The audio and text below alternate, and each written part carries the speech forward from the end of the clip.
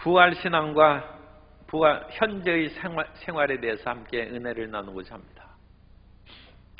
우리가 고난주간을 지내고 있습니다만 우리가 고난을 깊이 생각하는 것은 부활이 있기 때문입니다.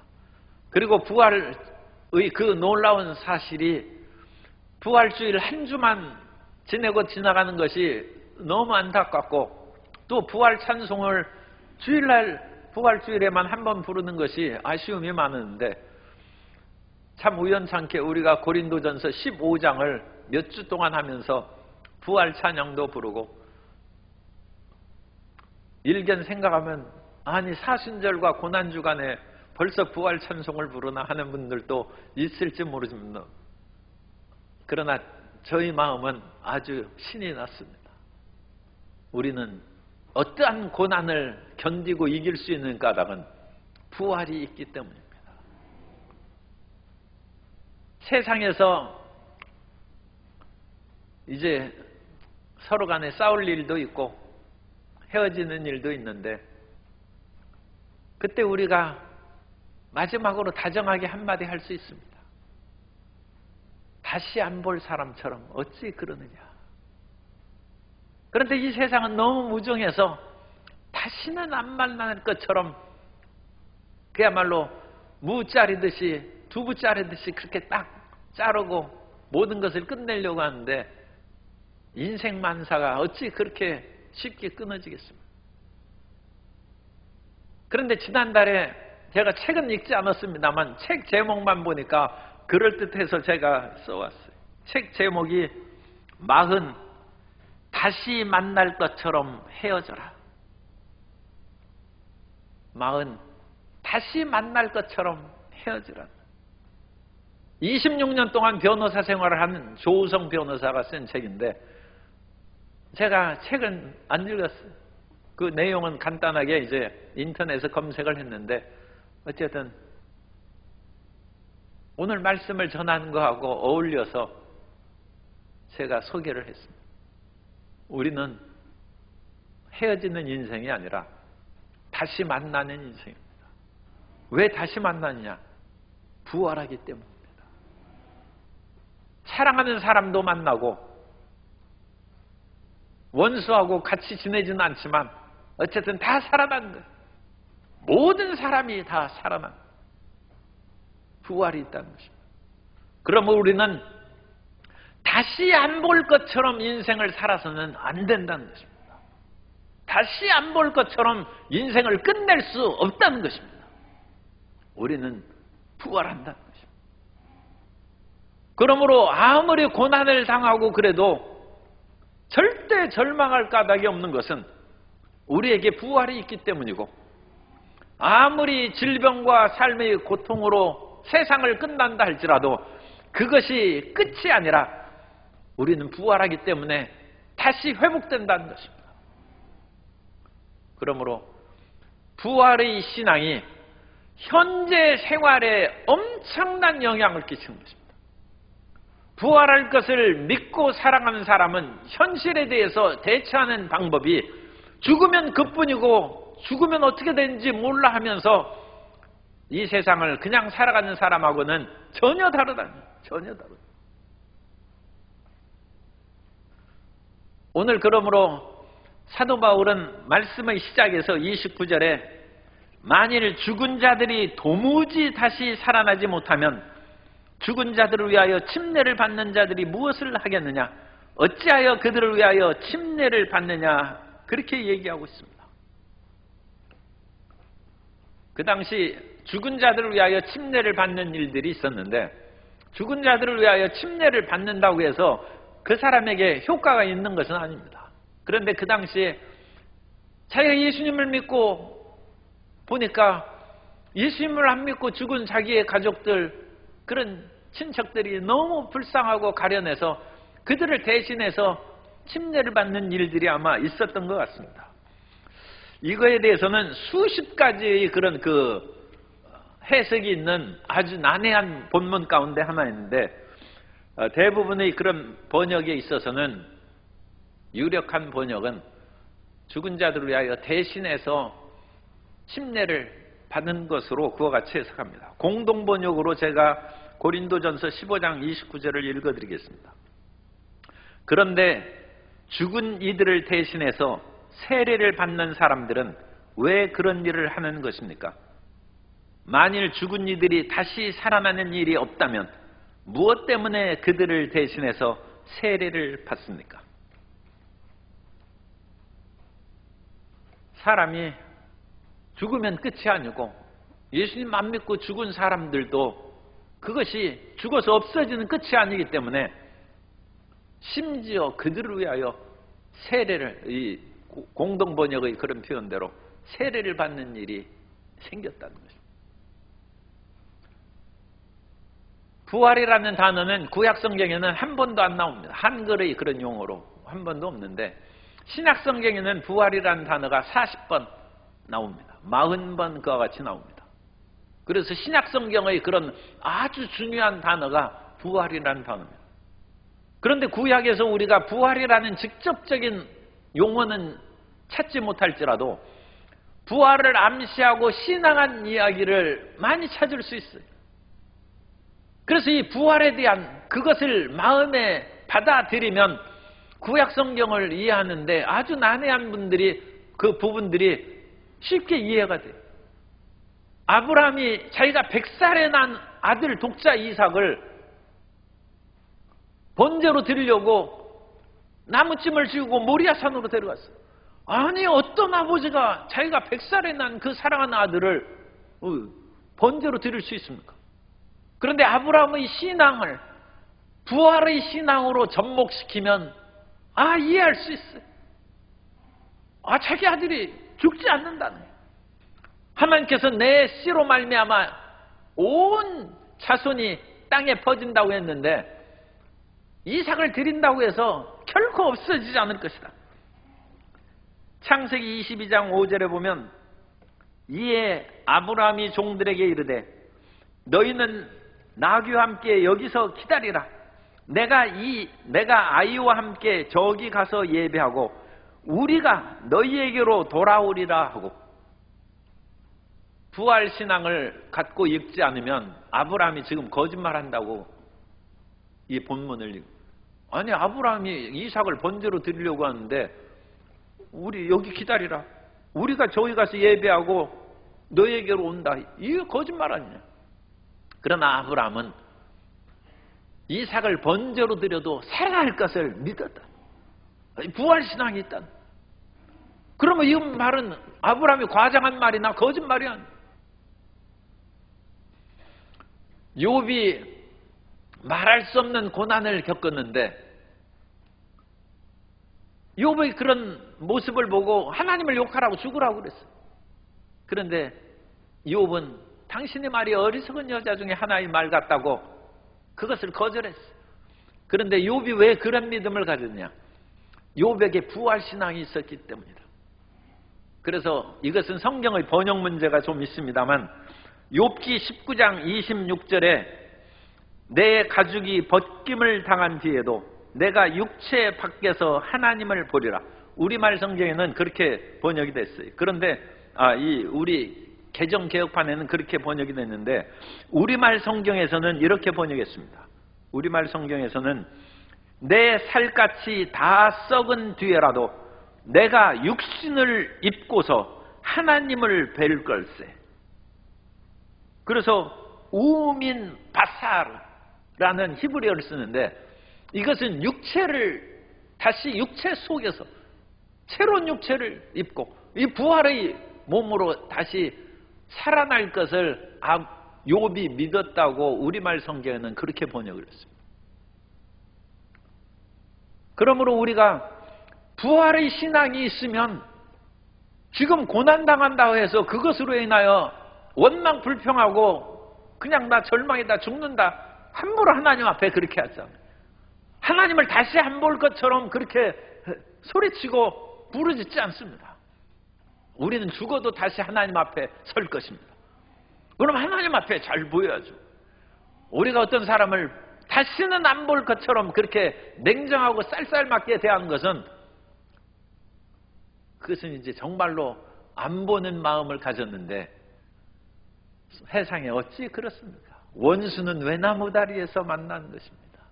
피할 데도 없이 외나무 다리 어디 피하겠어요?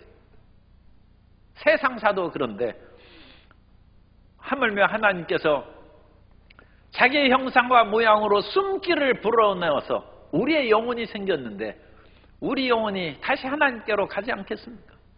그리고 하나님의 영혼을 숨기를 받은 모든 사람이 다 하나님 앞에 모이게 될 텐데 우리 옆에 분들에게 잘 보여야 됩니다.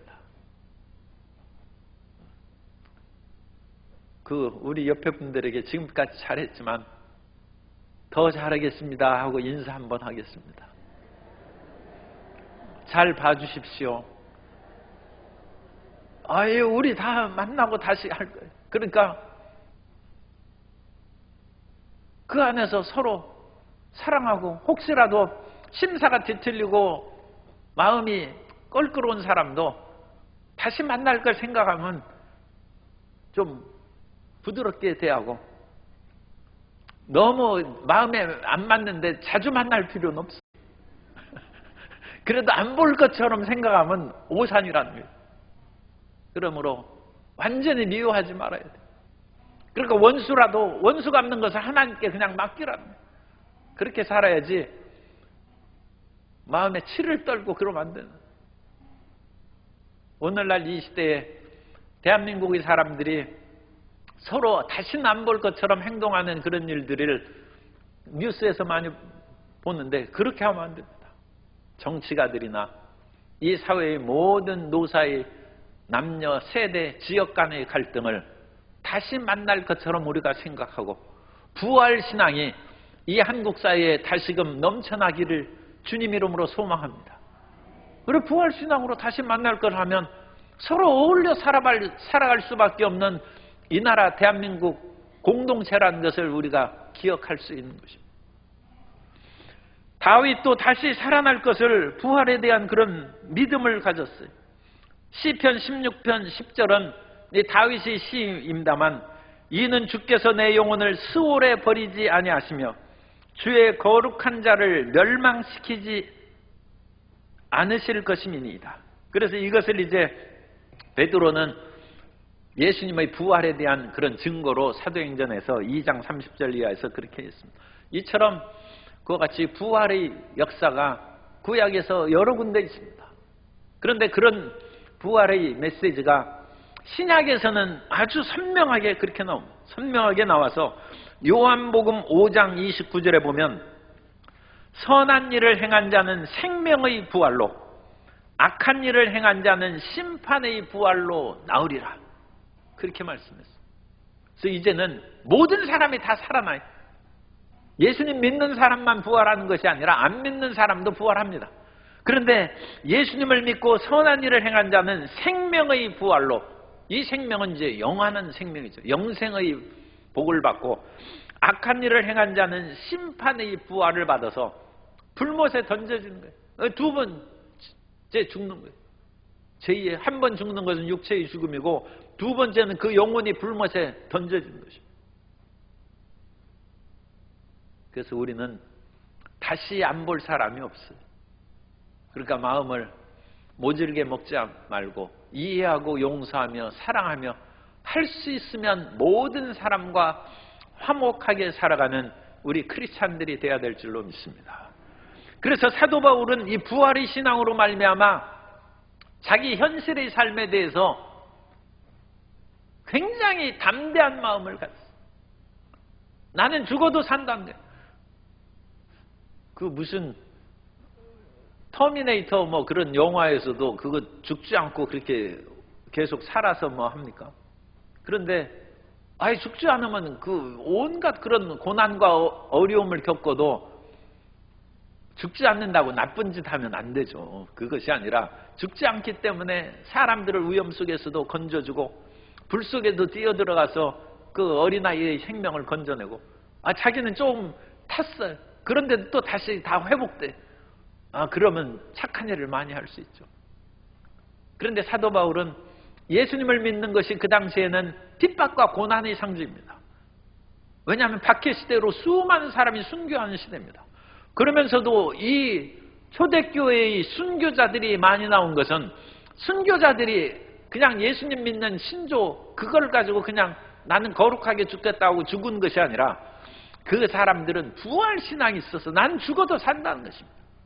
그래서 사도 바울이 30절에 또 어찌하여 우리가 언제나 위험을 무릅쓰려 바다의 위험, 강의 위험, 도로의 위험, 유대인의 위험, 이방인의 위험 온갖 위험을 무릅쓰고 전도하는데 왜 그와 같이 우리가 위험을 무릅쓰냐?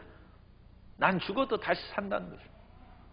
이 확실한 부활신앙으로 말미암아 사도 바울은 위험과 핍박과 고난에도 결코 좌절하거나 낙심하지 아니하고 담대하게 복음 전도자로서 그리고 예컨대 웃으면서 죽는 거야. 몸부림치면서 죽으면 나 죽기 싫다고 해가지고 사람들이 잡아당기고 그러는 것이 아니라 스데반처럼 돌에 맞아 죽으면서도 하나님 저들의 죄를 용서해 달라고 그와 같이 영광의 빛이 가득하고 용서와 사랑의 마음이 가득한 채로 순교를 당하는 것입니다. 그것은 부활이 있기 때문입니다.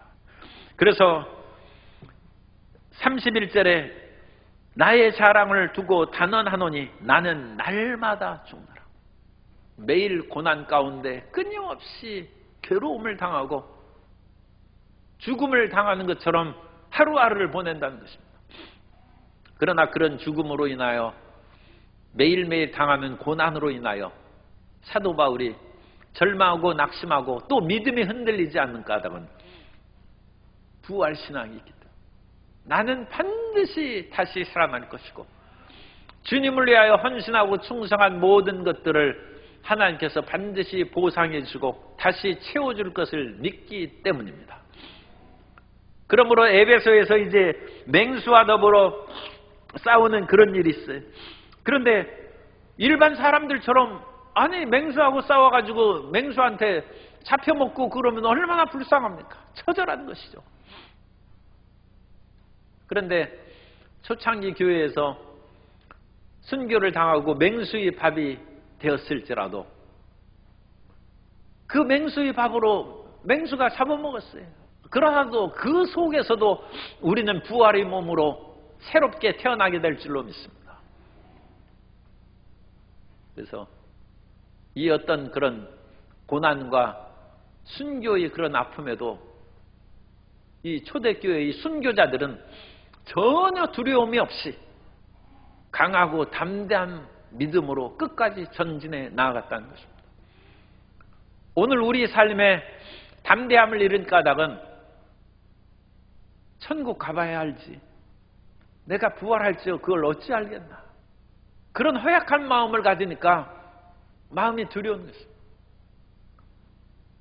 우리는 이 세상에서 육체의 힘으로만 사는 것이 아니라 영적 능력으로 살아가야 될 줄로 믿습니다. 사람이 육체의 힘이 있으면 저절로 노래가 나와요. 그러니까 낭낭 18세는 그냥 매일매일 즐거워요. 육체의 힘이죠. 그런데 사람이 언제나 이팔 청춘으로 살 수 있습니까? 그러면 육신이 낡아지고 연약해지고 삶의 고난과 괴로움이 다가오면 나 옛날로 되돌아가고 싶어. 매일 그 노래만 하면 노래도 있는 청춘아 돌려다온가? 그런 노래나 부르고 있으면 되겠어요. 그 마음을 그야말로 180도로 돌려야죠. 마음을 트랜스포메이션해요. 마음을 전환시켜서 부활신앙으로 우리가 체험을 받으면 조금 우리가 적극적으로 과장해서 얘기하면 우리가 낡아지고 죽어가는 그림자가 우리 속에 있을수록 즐거워하는 거예요. 왜냐하면 나 이제 이 육신을 벗어버리면 부활함 생명의 몸으로 거듭나게 될 것이니까 그날이 가까워지는 늙고 연약해지는 것을 오히려 즐거워한다. 이건 정말 세상이 감당 못하고 청춘이 감당 못하는 신앙이죠. 우리에게 부활신앙은 현재 생활의 태도에 막대한 영향을 끼칩니다. 현재의 그런 생활에 낙심하고 좌절할 까닭이 하나도 없어요. 그래서 심지어 우리가 고난과 좌절 가운데 우리 인생이 끝난다 할지라도 이 끝난 것으로 인하여 인생이 처참하게 없어져 버리면 비극이죠. 그러나 우리는 영화로운 몸으로 바뀌게 될 것입니다. 그러니까 그것이 우리 마음 가운데 힘이 되고 즐거운 것입니다. 그러면서 사도 바울은 다시 32절 끝입니다. 다시 살아나지 못한다면 내일 죽을 터이니 먹고 마시자 하리라. 이 먹고 마시자라는 것이 에피쿠로스 학파의 표어입니다. 에피쿠로스 학파는 쾌락주의 학파인데 이 쾌락주의자들은 오늘 즐겁게 먹고 마시자는 거예요. 그래서 오늘 그와 같이 건배하면서 즐겁게 먹고 노세 젊어서 노세 늙어지면 못 노나니 하면서 그렇게 사는 거예요. 그러나 먹고 마시는 것도 좋은 일이지만 먹고 마시면서 착한 일을 하는 사람은 생명의 부활로 나오지만 먹고 마시고 타락한 사람은 심판의 부활로 태어난 거예요. 이 세상에서 먹고 마시는 것으로 인하여 영원한 심판을 받는 것은 얼마나 비극적인 것입니다. 그러므로 사도 바울은 부활에 대한 믿음으로 이 먹고 마시지 않은 그런 유혹에 결코 고린도 교인들이 유혹을 받고 빠지지 말라는 것입니다. 이 세상의 많은 사람들은 오늘 즐기자는 것을 얘기해. It's now or never. 지금이 아니면 영혼이 없으니까 지금 즐기자는 거예요. 그러면서 수많은 사람들이 그와 같이 현실주의자고 쾌락주의자로 이끌어가는데 그 말을 하는 사람은 33절에 속지 말라. 악한 동무들은 선한 행실을 더럽히나니. 여기 속아 넘어가면 안 돼요. 그래서 사람들이 그러같이 어디 어쨌든 사람들을 유혹하고 막 떠들썩하게 끌려가고 그런데 드나들고 그런 것이 좋지 않아요. 왜냐하면 거기에 가면 그 사람 거기에 있는 100명 중에 99명은 다 그런 세상의 쾌락주의자들이요. 먹고 마시자. 죽으면 그뿐이다. 지금이 아니면 영원히 다시 오지 않는다 하면서 오늘 밤 즐기자고 그렇게 얘기하니까 속아 넘어간다. 그리고 인간의 마음 가운데는 육신의 쾌락의 유혹이 남아 있습니다. 이 육신은 쾌락을 좋아합니다. 그렇기 때문에 육신이 목숨을 끊을 때까지 그것이 남아 있으니까 어떤 사람도 장담할 수 없어요. 그러므로 그런 데를 가까이 하지 않는 것이 좋습니다. 속지 말라. 악한 동무들은 선한 행실을 더럽히나니 깨어 의를 행하고 죄를 짓지 말라. 하나님을 알지 못하는 자가 있기로. 이런 사람은 하나님을 알지 못하는 자예요. 더 구체적으로 얘기하면 하나님의 부활을 믿지 못하는 자입니다. 부활을 믿지 못하는 자가 있기로 내가 너희를 부끄럽게 하기 위하여 말하노라. 부활이 있다면 그런 식으로 세상에서 맘대로 거칠게 살아간 사람이 나중에 하나님 앞에 서는데 그거 부끄러워서 고개를 들 수 있겠습니까? 뭐 부끄러운 정도는 그냥 약과고 심판도 불못에 던져지는데 얼마나 처참하고 비극적입니까? 그러므로 이 세상의 그런 악한 동무들에게 유혹받고 끌려가서 죄짓고 살지 말고 우리는 부활할 몸이기 때문에 우리 자신을 쳐서 복종시키고 하나님의 사랑과 믿음과 소망 가운데 살아가야 될 줄로 믿습니다. 그러니까 어떤 사람이 묻는 거예요. 그렇다면 사람이 죽으면 도대체 어떻게 다시 살아나느냐? 죽었다가 살아난 사람의 모습은 우리 현재 모습과 똑같느냐 어떻느냐 그 말을 또 물어보는 거예요. 그래서 그것이 35절입니다. 누가 묻기를 죽은 자들이 어떻게 다시 살아나며 어떠한 몸으로 오느냐 하리니. 사도 바울이 이건 좀 강하게 얘기하는 거죠. 어리석은 자여, 내가 뿌리는 씨가 죽지 않으면 살아나지 못하겠고 또 내가 뿌리는 것은 장래의 형체를 뿌리는 것이 아니요 다만 밀이나 다른 것의 알맹이 뿐이로되 하나님이 그때도 뜻대로 그에게 형체를 주시되 각 종자에게 그 형체 주시느니라.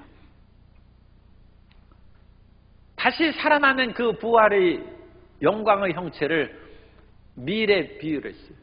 밀을 우리가 씨앗을 하나의 밀알을 땅에 뿌렸어요. 그건 뭐 읽을 필요. 그래서 하나의 밀알이 땅에 떨어졌어. 그 밀알은 사실은 죽은 것이 아니라 변화된 것이죠. 그런데 일견 어쨌든 밀은 없어졌어. 거기에서 뿌리가 나고 싹이 나가지고 밀이 됐어요. 그러면 밀은 뭐 어떻게 생겼는지 어쨌든 제가 밀과 보리를 잘 구분을 못합니다. 그런데 보리하고 비슷하게 생겼어요. 제가 보리만 많이 봤기 때문에. 그러면 밀 그것을 보면 그 밀 알맹이가 밀 그 보리 그 자라난 그거하고 틀리잖아요. 그러나 그 밀의 씨앗은 땅에 뿌려져 죽었는데 사실은 이제 그것이 변화됐는데 형체를 나타낸 것이죠. 그런 것처럼 우리의 몸도 주님의 나라에 들어갈 때 우리의 몸이 밀 알맹이, 우리 밀이 사망의 음침한 골짜기를 통과해서 보리 싹이 나서 자라는 것처럼 새로운 형체를 입는다. 새로운 형체. 그래서 그 새로운 형체를 입는 그 모습을 몇 가지로 비유를 했어요. 그것이 육체는 다 같은 육체가 아니니 하나는 사람의 육체요, 하나는 짐승, 하나는 새, 하나는 물고기 육체라. 이 세상에서도 온갖 그런 살아있는 생물의 물고기 모습이 있고 새의 모습이 있고 짐승의 모습이 있고 사람의 모습이 있는 것처럼 우리가 다시 태어날 때 다양한 그런 어떤 형체가 나타나게 될 것이다. 그러니까 그 다양한 형체는 천사들의 그런 모습을 보면 어떤 천사는 그룹 천사로 케루빔에 날개가 내달린 천사가 있고 이사야 6장에서 나오는 스랍 천사들은 날개가 6이. 그래 천사가 날개가 2인 천사들도 있고 4인 천사도 있고 6인 천사들도 있어요. 그러니까 날개가 6개면 우리가 그거 어떻게 그려야 됩니까? 이거 어려운 문제죠. 그런 것처럼 다양한 모습을 천사들도 갖는 것처럼 우리들도 다양한 모습을 갖게 될 것인데 그것을 이 땅에 있는 또한 해와 달로 비유하면 어떤 사람은 해와 같이, 어떤 사람은 달과 같이, 또 어떤 사람은 별과 같이 다양한 모습으로 그와 같이 나타나서 드러나게 된다. 그러므로 성도 여러분이 육체를 벗어버릴 때 어떤 사람은 찬란하게 빛나는 면류관을 쓴 그런 모습으로 오늘 우리의 그런 육체의 형상을 꼭 생각할 필요는 없어요. 그 무엇인가 분명한 형상은 있는데 찬란하고 빛나는 형상을 가진 사람도 있고 어떤 사람은 별로 빛이 나지 아니하고 그냥 구리거울처럼 이와 같이 희미한 모습으로 나타난 그런 사람도 있고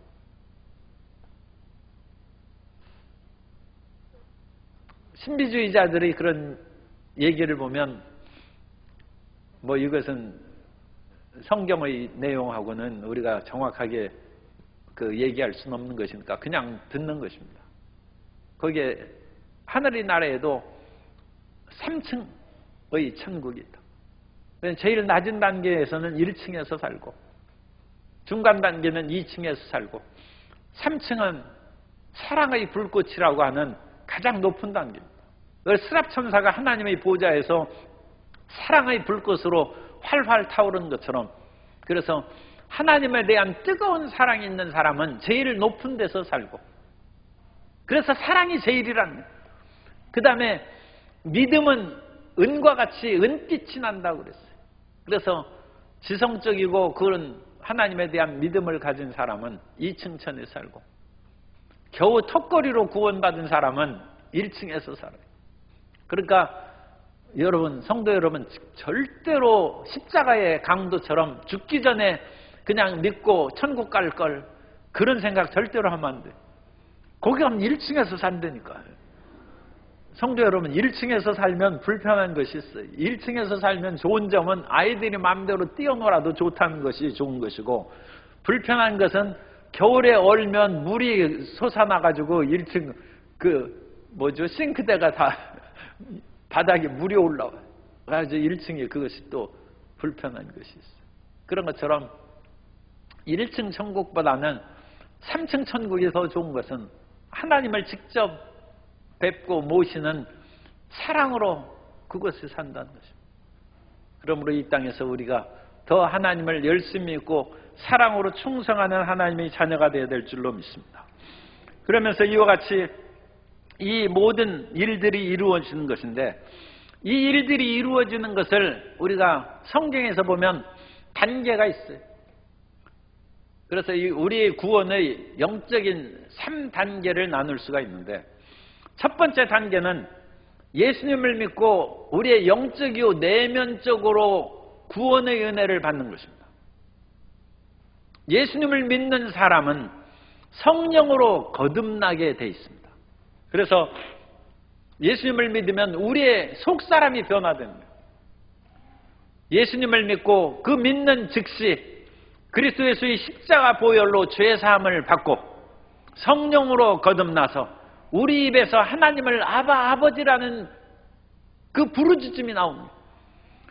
아니, 언제 본 적도 없고 만난 적도 없는데 하나님을 아버지라고 부르면서 눈물이 주르륵 나온다. 그 놀라운 체험이요, 신비죠. 그것이 우리의 첫 번째 단계입니다. 그래서 우리의 내면이 성령으로 변화되고 거듭나는 것입니다. 그런데 두 번째 우리의 구원의 단계는 우리가 내면이 변화돼서 죄사함을 받고 성령이 우리 안에 거한 후부터 일이 잘 돼. 그래가지고 예수님 믿는 사람이 외부적인 일들이 형통하는 그런 단계가 두 번째 단계입니다. 그래서 사랑하는 자여 내 영혼이 잘된 같이, 이게 첫 번째죠. 내가 범사에 잘되고 강건한 거예요. 예수님 믿고 성령을 따라 나아가는 사람은 범사가 잘 될 줄 믿습니다. 성령의 인도하심을 받았다는데 잘 되는 것이죠. 그리고 성령의 인도하심을 받아 살아나가면 우리의 몸도 건강하게 변화될 줄로 믿습니다. 그래서 외부적인 변화가 있는 거예요. 어떤 사람이 술 먹고 그렇게 다니다가 예수님을 믿고 변화됐어요. 그 술 친구가 다시 끌어다니면서 그 속지 말라 악한 동무는 선한 행실을 더럽히나니, 그러면서 이 자네와 그렇게 술 먹을 때가 좋았다 하면서 다시 한번 우리 그 옛날로 돌아가자. 그럴 손을 뿌리치. 나는 다시 안 간다.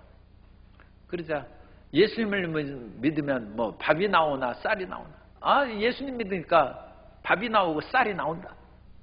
내가 옛날에 술 먹을 때는 집에 쌀 한 톨 남지 않고 좋은 것이라고는 내가 다 들고 가서 술 먹었는데, 이제 내가 술을 끊으니까 집에 쌀독에는 쌀이 가득하고 깨진 아내의 그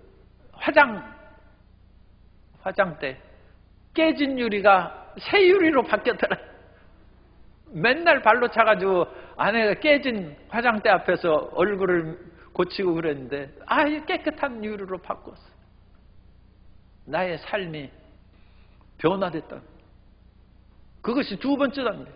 예수님 믿고 내면이 변할 뿐만 아니라 외부적인 삶의 역사가 변화되는 성도 여러분 되시기를 주님 이름으로 축복합니다. 그런데 세 번째 단계가 있어요. 세 번째 단계는 이 모든 것이 있다 할지라도 이 지상에서는 완벽하지 않아요. 여전히 우리는 아픈 때가 있고 삶의 어려운 문제가 빠져서 물질 문제로 괴로워할 때도 있고 사람들 간의 갈등을 겪을 때도 있어요. 그 모든 것이 완벽하게 회복되는 때가 부활의 때입니다. 그래서 부활의 몸을 가지면 다시는 아픈 것이 없어요. 그래서 이 부활의 몸이 되면 항상 젊고 건강합니다. 지금 주름살 생긴다고 너무 걱정하지 말아요. 생길 테면 생겨보라는 거예요. 이거 버티고 나가야 돼. 최후의 승리는 내 것이라. 최후의 승리는 부활의 몸을 덧입니다. 부활의 몸이 덧입으면 우리는 주름살도 사라집니다. 그래도 또 가운데 주름살 한 개 있는 것이 좋아하는 사람은 하나 또 주님께서 그려줄지도 몰라요. 주름살도 없어지고 몸에 나른하고 연약한 것도 사라져버리고